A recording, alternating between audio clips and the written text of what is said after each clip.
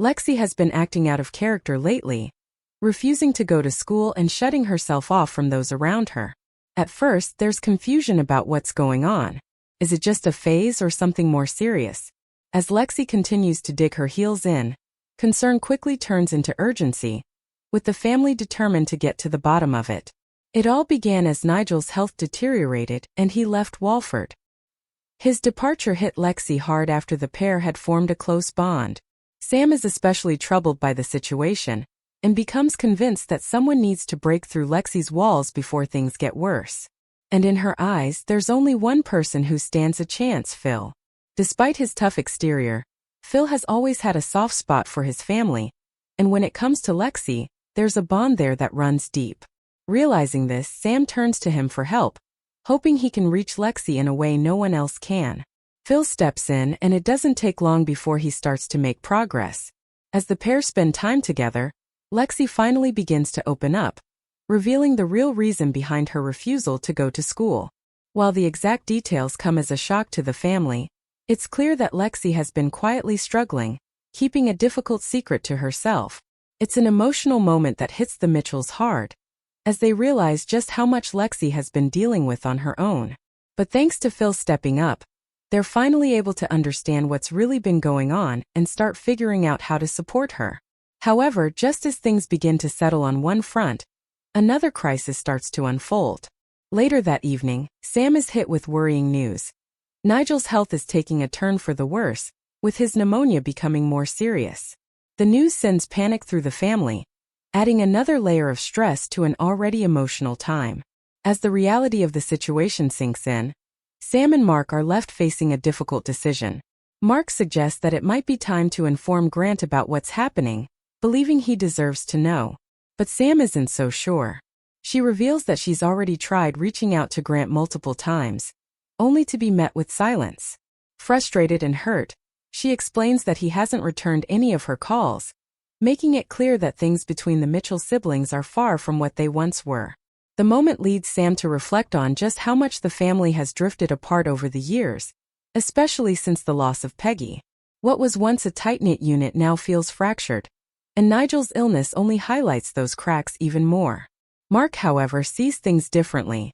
He suggests that Nigel's condition could actually be the thing that brings everyone back together again, a reason for the Mitchells to reunite when it matters most.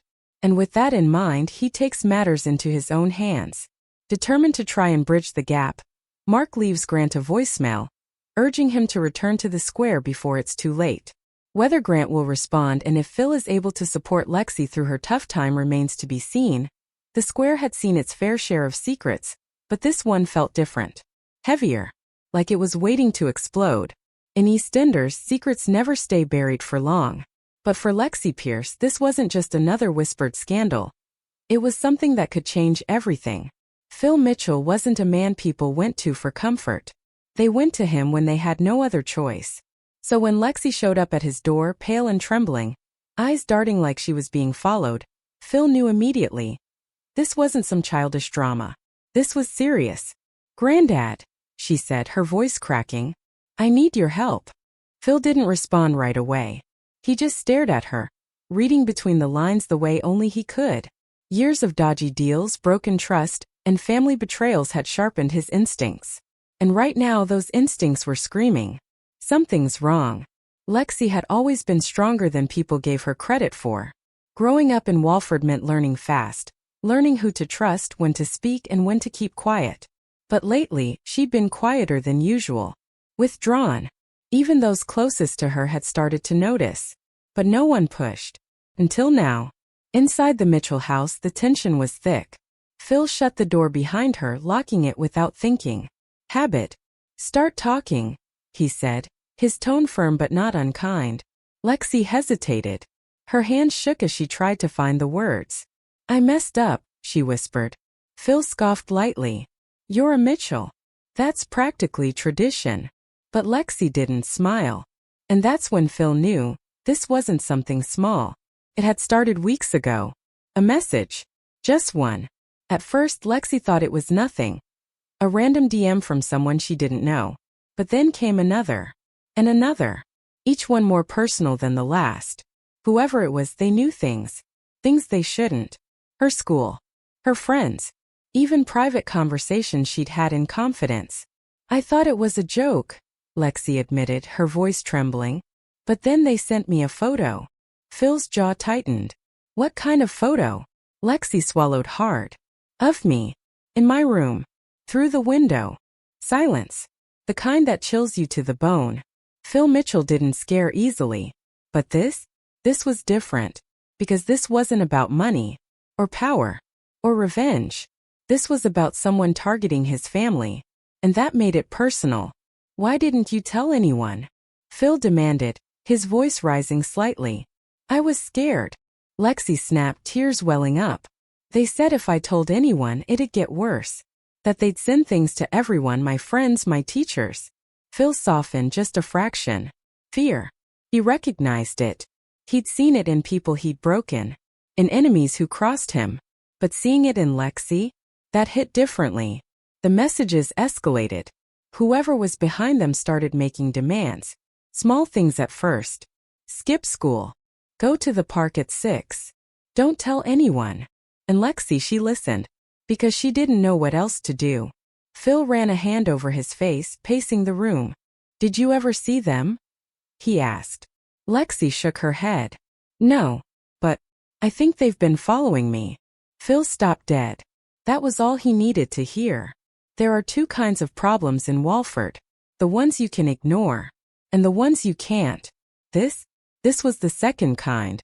Phil grabbed his coat. You're staying here, he said firmly. You don't go anywhere without me. You understand. Lexi nodded quickly. For the first time in weeks she felt safe. Phil stepped out into the square, his expression dark. This wasn't just about protecting Lexi.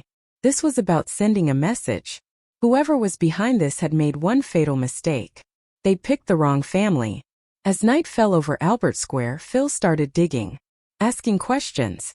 Watching people. He knew how this worked. People always slipped up eventually. And when they did, Phil would be ready. But back inside the house, Lexi's phone buzzed. One new message. She stared at it, her heart pounding.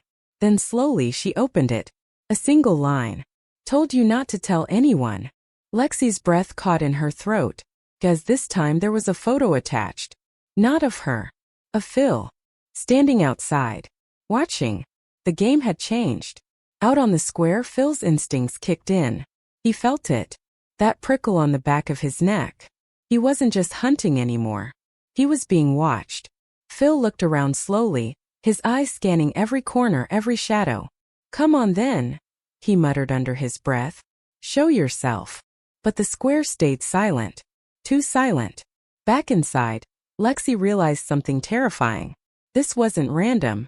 This wasn't just some creep. This was someone close. Someone who knew them.